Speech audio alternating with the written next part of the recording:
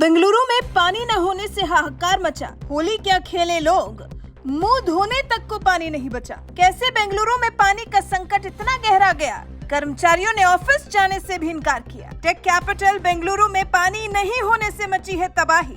गुजरते वक्त के साथ स्थिति बिगड़ती जा रही। भारत के सिलिकॉन वैली का ये हश्र कैसे हुआ, क्या कोई रास्ता निकलेगा? कहते हैं पानी की बूंद बूंद कीमती होती है। जो इसकी कीमत को नहीं समझते हैं उन्हें बेंगलुरु का हाल देख लेना चाहिए। पानी की कीमत नहीं समझने वालों को बेंगलुरु में मचे हाहाकार से सबक ले लेना चाहिए, क्योंकि होली का त्योहार है। ऐसे समय में जल संकट पैदा होना बेंगलुरु के लिए परेशानी का सबब बन गया है। विकास के बढ़ते कदमों के बीच में जैसे पानी जैसी बुनियादी सुविधा की शहर में कमी रह गई है, ऐसी की हर तरफ अफरा तफरी मची है। रहीम दास जी का वो दोहा तो आपने सुना ही होगा, रहीमन पानी राखिए बिन पानी सब सून। शायद रहीम दास जी बहुत साल पहले ही आज की स्थिति को समझ गए थे। उन्हें पता था कि धरती पर एक न एक दिन ऐसा संकट जरूर आएगा।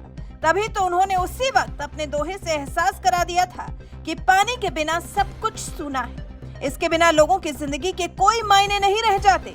तभी तो जल को जीवन कहा गया है, और अब बेंगलुरु के लोगों का जीवन ही बिना जल के संकट में आ गया है। बेंगलुरु सरकार ने तो जल की किल्लत को दूर करने के लिए सुप्रीम कोर्ट में याचिका भी डाल दी है। गुहार लगाई है कि सर्वोच्च अदालत बेंगलुरु के जल संकट को दूर करने के लिए फंड रिलीज करे। मुख्यमंत्री सिद्धारमैया ने कहा है, हम पिछले 5 साल से फंड का इंतजार कर रहे हैं। हम चाहते हैं कि हमारी पानी की किल्लत दूर करने के लिए सुप्रीम कोर्ट केंद्र को फंड रिलीज करने का निर्देश दे। लेकिन सुप्रीम कोर्ट में होली की वजह से पूरे 1 हफ्ते की छुट्टी है, जिस वजह से बेंगलुरु के लोग त्राहिमाम कर रहे हैं, क्योंकि इस संकट से उबरने के आसार भी नजर नहीं आ रहे। सोचिए, देश की टेक कैपिटल बेंगलुरु का ये हाल हो गया है। हर एक गुजरते दिन के साथ लोगों के पास मुंह धोने तक के लिए पानी नहीं बचा है। कामकाज छोड़कर लोग अपने घर बैठने को मजबूर हो गए हैं। लोगों के दैनिक जीवन और कारोबार पर भी पानी की किल्लत का जबरदस्त असर देखने को मिल रहा है। बेंगलुरु को सिलिकॉन वैली भी कहा जाता है, लेकिन ये सिलिकॉन वैली फिलहाल दिक्कत में है। बिना पानी के करहा रही है। टैंकरों से पानी लेने के लिए लंबी लंबी कतारें लगी हैं। ऐसे में लोगों के लिए समझ पाना मुश्किल है कि इस संकट से कैसे बाहर आया जाए।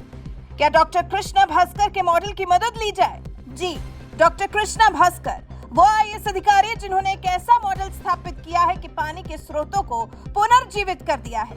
आईएएस अधिकारी और राजन्ना सिरसिला जिला कलेक्टर कृष्णा भास्कर के मॉडल से एक उम्मीद की किरण ऐसे समय में दिखाई दे रही है जब पानी की बहुत बड़ी समस्या सिर पर आ खड़ी है। 2016 में तेलंगाना के अस्तित्व में आने के बाद जिले के पहले कलेक्टर बने श्री भास्कर जल स्तर को 6% तक बढ़ा सकते हैं। कलेक्टर कृष्णा भास्कर कहते हैं, पानी की कमी कभी न खत्म होने वाली समस्या रही है। उपायों के बारे में बात करते हुए कृष्णा भास्कर ने कहा, भूजल को बढ़ाने के लिए टैंक्स को अपग्रेड करके पाइप वाटर सिस्टम लगाया गया, गड्ढे खोदे गए और जल भंडारण के लिए जगह तलाशी गई। पहले से ही जल भंडारण के लिए बनी जगहों की क्षमता बढ़ाई गई। फिर भूजल स्तर को बढ़ाने के लिए किए गए उपायों के बारे में श्री भास्कर कहते हैं, कई वर्षों की कानूनी जटिलताओं का सामना करने के बाद 27 टीएमसी की क्षमता वाला राजराजेश्वर जलाशय बनाया गया है, जो कि राज्य का सबसे बड़ा जलाशय है। 1.5 साल में काम पूरा कर अन्नपूर्णा जलाशय का संचालन भी शुरू हो गया है। अधिकारी ने बताया कि कई छोटे टैंक जल स्तर को बनाए रखने में मदद करते हैं। कई पानी की टंकियों को फिर से पुनर्जीवित किया गया है, जिनकी देखरेख अब स्थानीय लोग करते हैं। इन्हीं सब उपायों को मिलाकर जिले में भूजल स्तर 6 मीटर तक बढ़ गया और सर्वेक्षण अधिकारियों ने भी आंकड़े की पुष्टि की है। श्री भास्कर ने फिर ये भी कहा, भूजल के बढ़ने के परिणाम स्वरूप खेती और कृषि गतिविधियों में भी 150% की वृद्धि हुई है।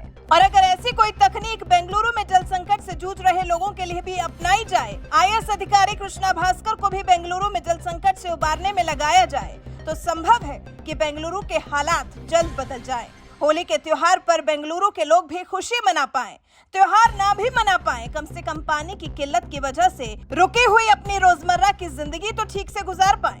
वैसे आईएएस अधिकारी कृष्णा भास्कर के कौशल को जानने के बाद, पानी की समस्या को दूर करने के उनके मॉडल को जानने के बाद, क्या आपको भी किसी तरह की आस है कि बेंगलुरु के हालात सुधारे जा सकते हैं? इस बारे में आपके विचार हमें कमेंट कर जरूर बताइएगा।